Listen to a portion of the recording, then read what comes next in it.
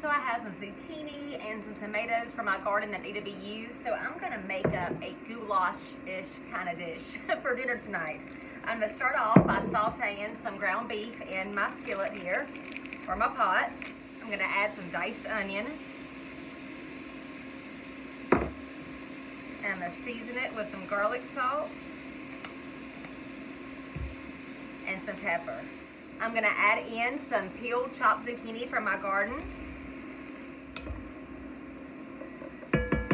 I'm gonna cook this on medium heat and stir it occasionally until the ground beef has cooked through and the zucchini has started to soften. So after I started mixing it together, I thought that I needed 2 pounds instead of just 1 pound of ground beef. So I cooked another pound in a separate skillet, added a little bit more onion to it and some chopped banana peppers from my garden that needed to be used too. And added that into the rest of the ground beef that had already cooked and the diced zucchini. And I'm gonna keep cooking it for a little bit, probably about 5 minutes until that zucchini is softened up a little bit more.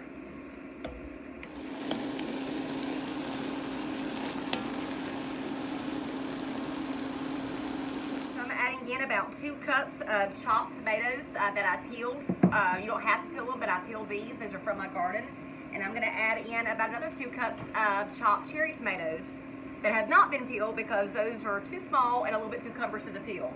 And if you don't have fresh tomatoes, then you can use canned tomatoes instead. So in total, I've got about 3 to 4 cups worth of tomatoes here. And if you're using the canned ones, make sure that you use the juice too. Add in some tomato sauce.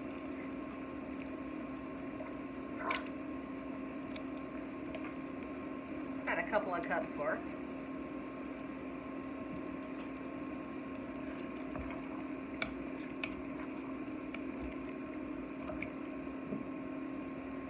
And about a cup of water.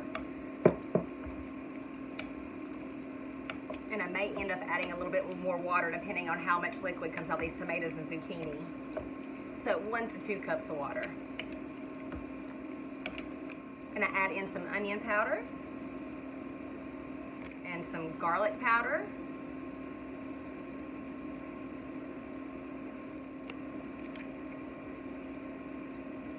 Some black pepper. A couple of bay leaves. I'm going to add in some fresh basil leaves from my garden that I just chopped up. I think I'm going to add a little bit more than that. A little bit more basil. And I'm going to go ahead and add an extra cup of water, so making it 2 cups in total. Goulash is one of those great recipes that you don't really need too much of a recipe to make. You can just kind of add things here and there, and it usually turns out pretty good. And now I'm going to add in some elbow noodles.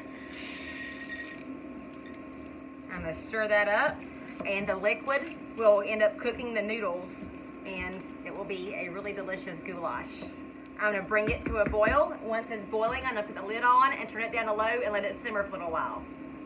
So I'm going to turn this heat down to low. I'm going to put my lid on it and let it simmer, and I'm going to check it every once in a while to make sure it doesn't need any more liquid.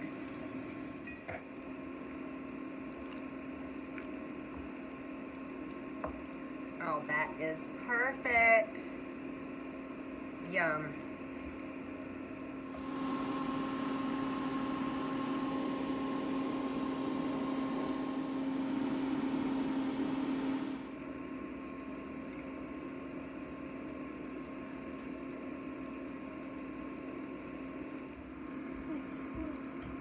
So I am topping my goulash with some fresh basil from my garden because not only do I have a whole bunch of zucchini and tomatoes and banana peppers, but I also have a whole bunch of basil.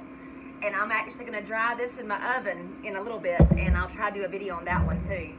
So I topped my goulash with the fresh basil, and you can see little pieces of zucchini in it.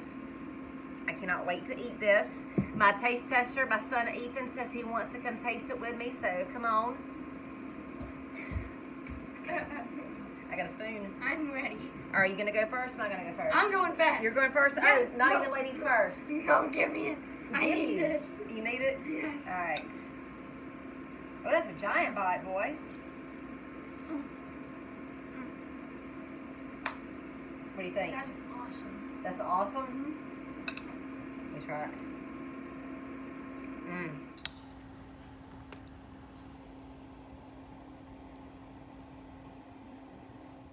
If you like this recipe, then check out my blog, MrsHappyHomemaker.com, and you can find me across social media at Mrs. Happy Homemaker.